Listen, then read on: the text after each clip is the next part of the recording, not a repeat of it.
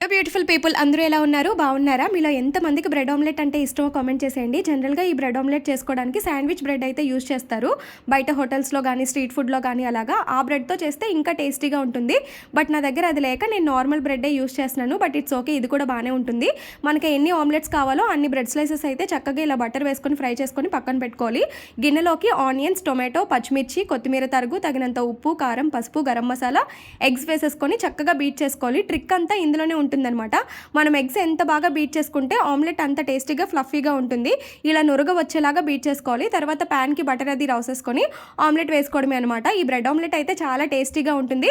But మార్నింగే ఏమీ తినకుండా మాత్రం ఈ బ్రెడ్ ఆమ్లెట్ అనేది తినకూడదు. జనరల్గా బ్రెడ్ తినకూడదు అంటారు.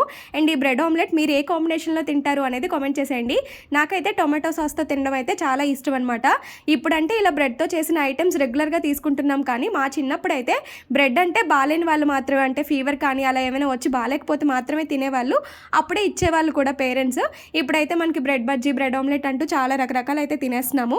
ఓకే, మరి ఉంటాను. నెక్స్ట్ వీడియోతో కలుద్దాం. మీకు కనుక నా వీడియోస్ నచ్చితే లైక్ చేసి సబ్స్క్రైబ్ చేసుకోండి. బాయ్.